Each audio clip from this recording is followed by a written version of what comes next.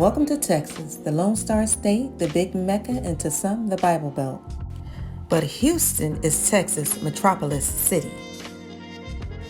Some people come to see big trucks, others come to see Queen Bee. But in Houston's 2021, will you run, leave, or freeze? Right. It looked like some of y'all didn't get no sleep. With this in mind, who is Jay Bradley? Call Jay for me. Let me get this house. Let me go do what I do.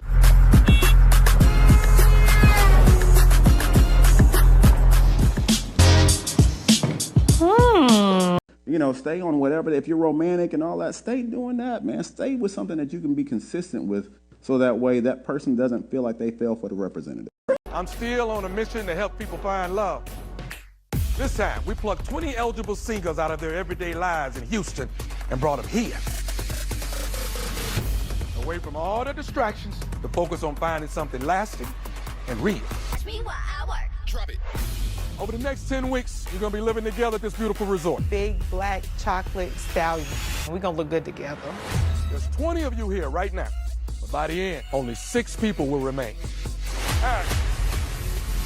I didn't know you was working with all that. Surprise! Ready to love. How does that happen? Man, so first of all, you went back. Let me. You just can't say all of that, and then look. Shout out to Pastor Robert Johnson and what was an amazing opportunity at New World Church, man. You brought up me singing in the choir, man. You went back, and that's like when they pull out the photo of you having a booger in your nose. You know that. I'll tell you, like that church came from. I'd always been in a big church, Winter Village. I grew up there in Houston, and I went. God gave me the opportunity to go to this smaller church, and it was one of those beautiful things that I had no idea what I was about to go through there. But I was in the bathroom one time and I was whistling. Wow.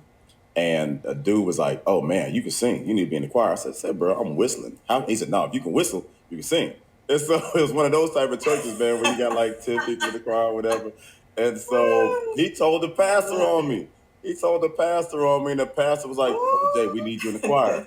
And I was like, bruh, I sang something up and I played cello and I played piano. I was like, but that's of old. He's like, man, he just looked at me in the eye. Wow. And when Robert Johnson looks you in the eye, you just like, all right, man, fine. You know, so it was like it came from God and God gave it to him. And so how am I to deny him and deny God at the same time? Yeah. So I was like, all right, fine, man. So shout out to, that was such an amazing experience. And I have so many like beautiful memories of singing in the choir. And my daughter, I was a single dad at the time, so I'd actually gone through a divorce while I was there. And so it was just this, I remember like trying to like give my daughter the sit your butt down eye while I was singing in the church choir, because it was just me and her, you know what I mean? So, and I had these wonderful older ladies that we called the Silver Foxes, and they would take care of my daughter while I was singing in the choir there.